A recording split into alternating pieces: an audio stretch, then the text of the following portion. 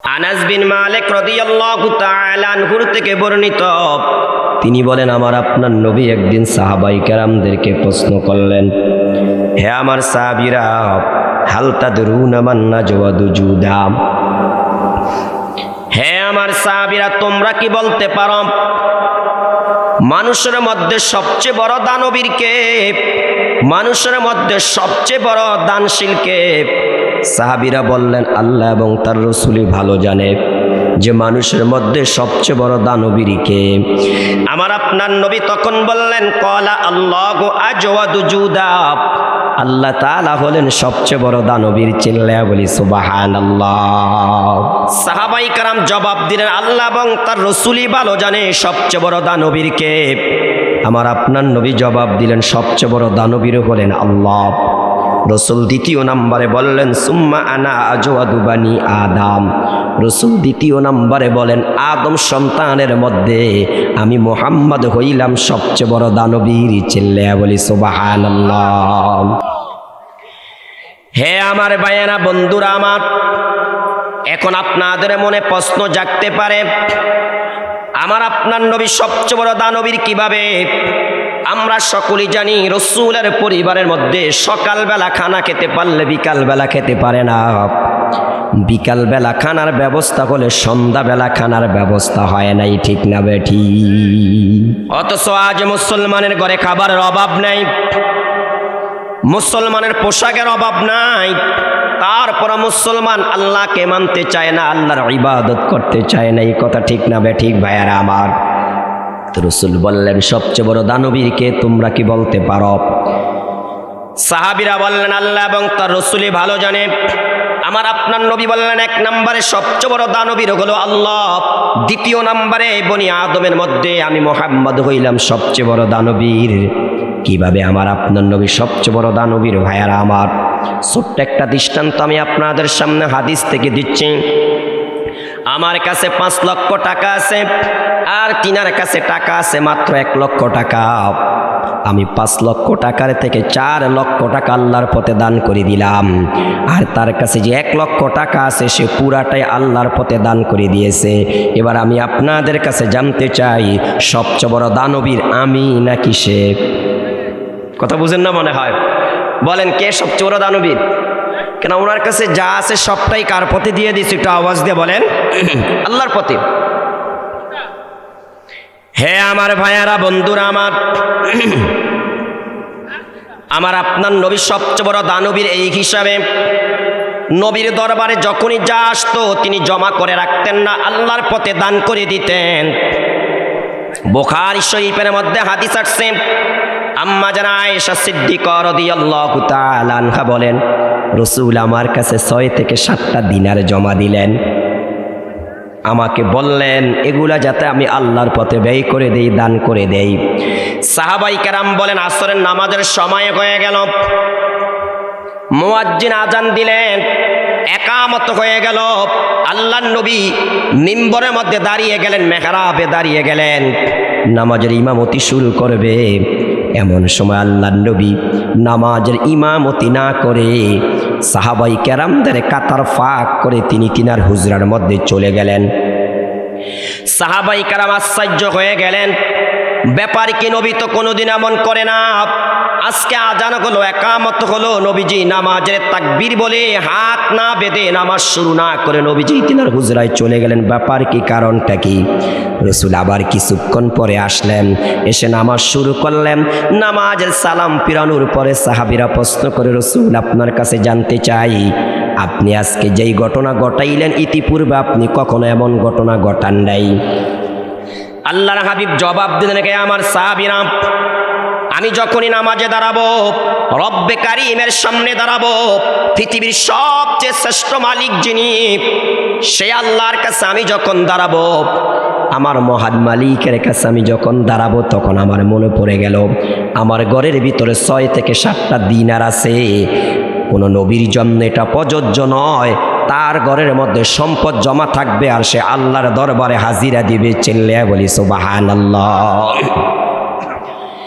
এই জন্য আমি নবী কি করলাম, নামাজ শুরু না করে আমি আমার ঘরে গেলাম, আমার হুজরায় গেলাম, যে আমি আম্মা জান, যে আমি আমার বিবি আয়েশাকে বললাম, আয়েশা তোমার কাছে আমি যে 6 থেকে 7টা দিনার রেখেছি, এই দিনারগুলো তুমি আল্লাহর পথে দান করে দাও। যখন এই দিনারগুলো দান করে দিলেন, তখন আমি এসে আমার মাওলার দরবারে হাজিরা দিলাম। চিল্লায়া বলি সুবহানাল্লাহ। এবার আপনারা বলেন, আমার আপনার নবী সবচেয়ে বড় দানবীর কিনা? কি ভাই, কথা বুঝেন না মনে হয়? আমাদের কাছে আসলে আমরা জমা করি, আর নবীর কাছে আসলে নবী কি করে না? একটু আওয়াজ দিয়ে বলেন, কি করে না? জমা করে না। আমরা আল্লাযী জামা মালাও ওয়াদ্দাদা, সূরাতুল হুমাযার মধ্যে আছে নাকি নাই? আমরা মাল কামাই করি আর বারবার জমা করি, কি করি? গণনা করি। আর নবীর কাছে আসলেই নবীজি কি করে? আল্লাহর পথে দান করে দেয়। তাহলে আমার আপনার নবী সবচেয়ে বড় দানবীর কিনা? বলেন ভাইয়েরা আমার। 1 নম্বরে জানলাম সবচেয়ে বড় দানবীর কে? একটু আওয়াজ দিয়ে বলেন না, সবচেয়ে বড় দানবীর কে?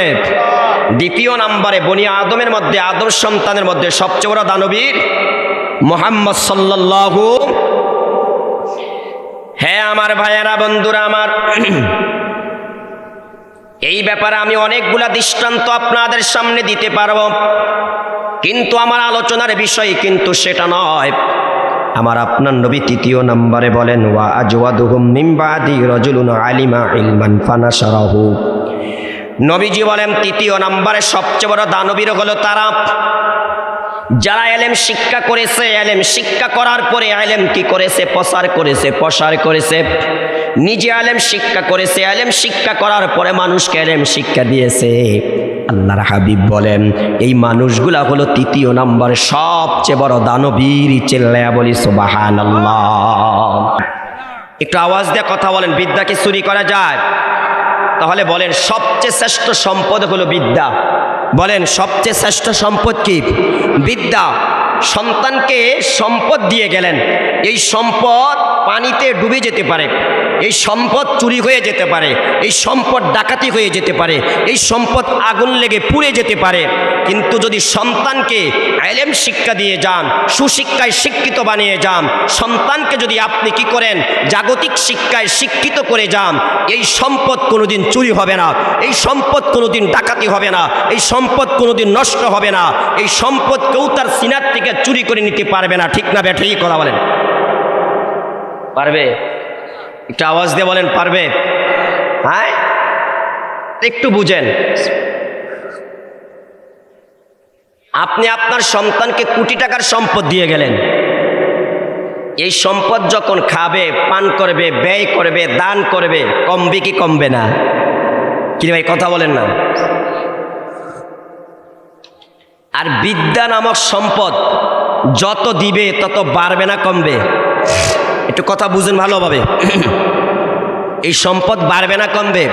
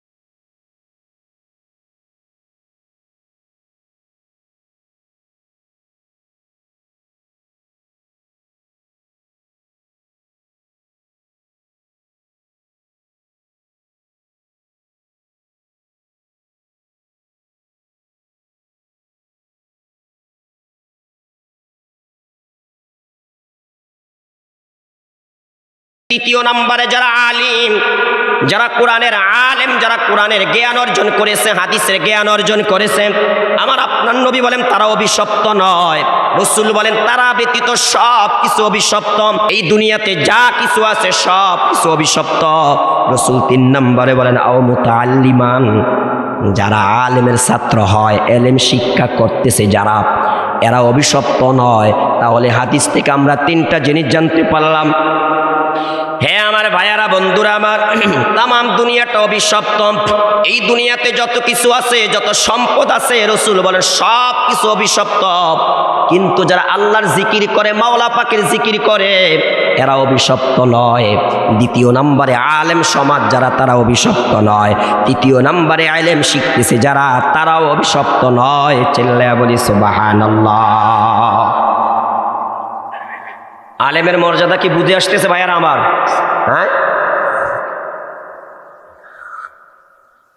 তাহলে বলেন সন্তানকে আলেম বানানোর ফিকির করার দরকার আছে নাকি নাই ভাইয়ারা আমার? যদি আলেম না বানান, কমাস কম প্রথমে কোরআনের সহি তিলাওয়াতটা শিক্ষা দেন। আপনাদের এই যে ফোরকানিয়া মাদ্রাসা, এই মাদ্রাসায় তো কি শিক্ষা দেওয়া হয়? কোরআন শিক্ষা দেওয়া হয়। হ্যাঁ আমার ভাইয়ারা, বন্ধুরা আমার, আমি যখন মারা যাব, আপনি যখন মারা যাবেন, তখন আমার আপনার সমস্ত আমলের দরজা বন্ধ হয়ে যাবে। পরে দাঁড়ার আলের মা বোনেরা এই কথা